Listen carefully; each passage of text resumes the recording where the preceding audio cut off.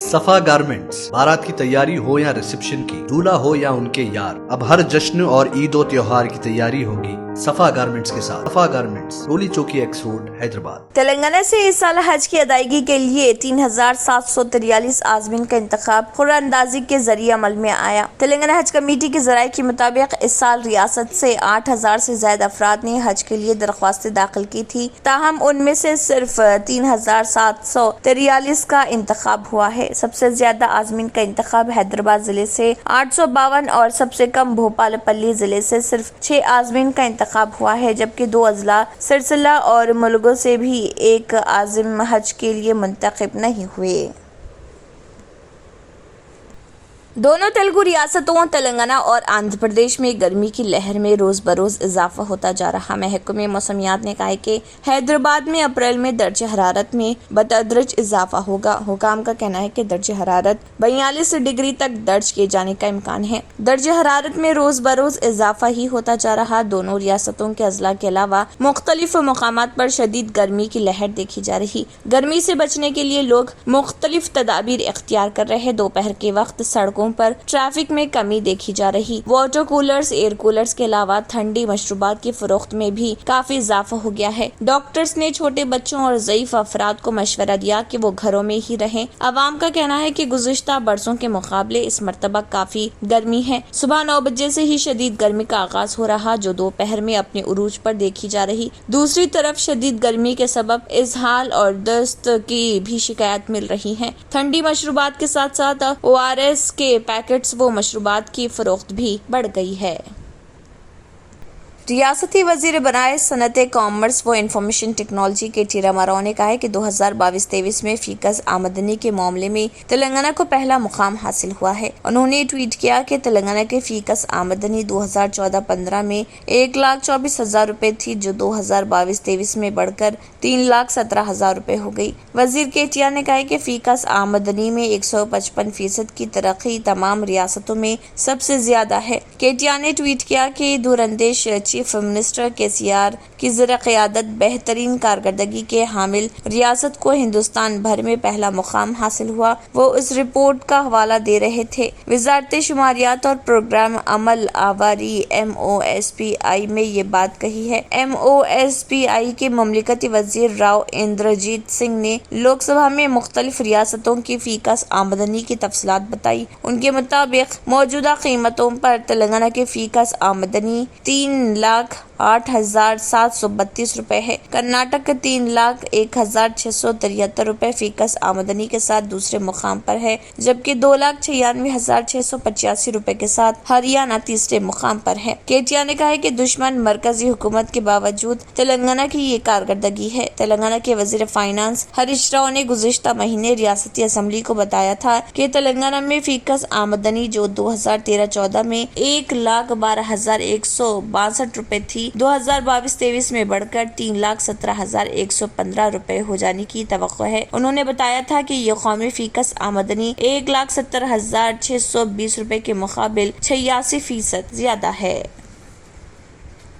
مسافرین کے زائد ہجوم کے پیش نظر ساؤتھ سینٹرل ریلوے کی جانب سے سکندرآباد اور اگرتلہ کے درمیان ایک ون وے اسپیشل ٹرین چلائی جائے گی۔ چنانچہ سکندرآباد اگرتلہ کے درمیان اسپیشل ٹرین 07018 4 اپریل کو چلائی جائے گی۔ یہ special train AC 2 tier, AC 3 tier, sleeper class اور جنرل سیکنڈ کلاس کوچز پر مشتمل ہوگی۔ ساؤتھ سینٹرل ریلوے نے یہ بات کہی۔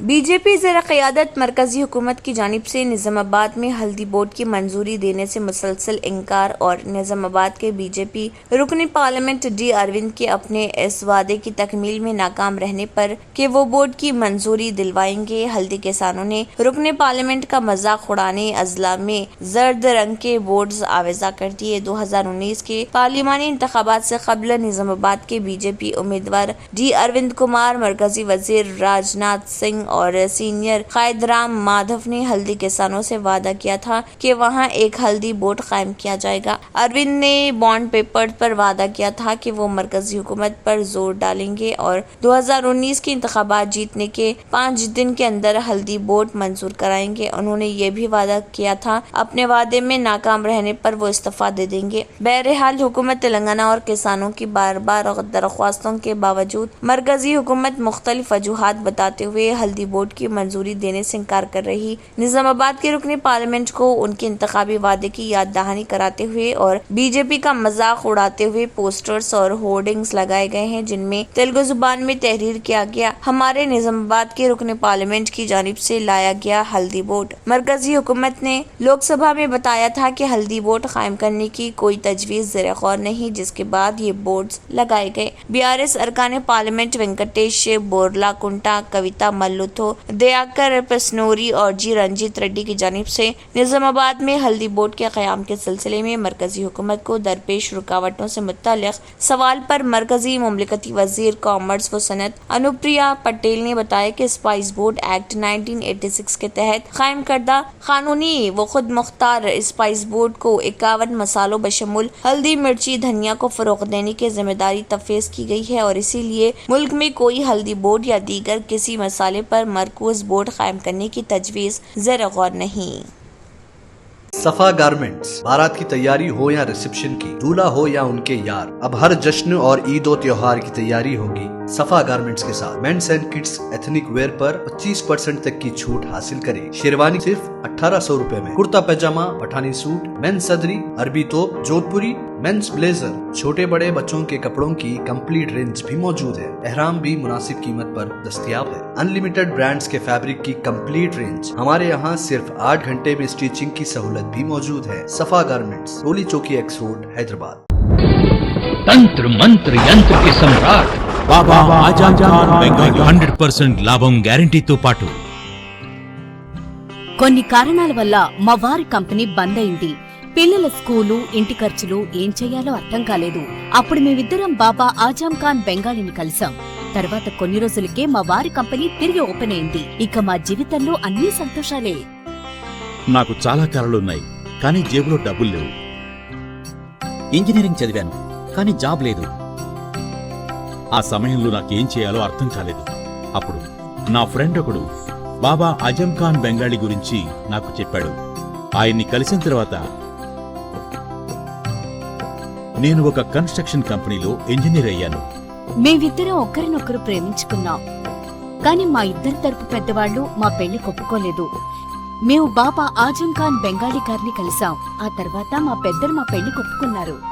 ఉద్యోగం, వ్యాపారం, ఇంటి పోరు, ఆర్థిక సమస్యలు, ప్రేమ వివాహం, చేతబడి చేయబడిన వారు, భార్యాభర్తల మధ్య గొడవలు, పెళ్లిలో ఆటంకాలు, సవతిపోరు, శత్రుబాధ, విదేశీయానం, సంతాన ప్రాప్తి, ముట్కార్ని వశీకరణం స్పెషలిస్ట్. నేను చేసిన పనిని ఎవరైనా సవాల్ చేస్తే వారికి నగదు బహుమతి. మా అడ్రస్ బాబా ఆజం ఖాన్ బెంగాలీ, మలక్పేట్, హైదరాబాద్. Phone number 9573048697। अगर आपने हमारे चैनल को अभी तक सब्सक्राइब नहीं किया है तो यहाँ पर रेड कलर का सब्सक्राइब बटन दिख रहा है, उसे क्लिक करें और हमारे चैनल को सब्सक्राइब कीजिए और साथ ही साथ बेल आइकन को भी क्लिक कीजिए, जिससे आपको ताज़ा अपडेट मिलती रहे।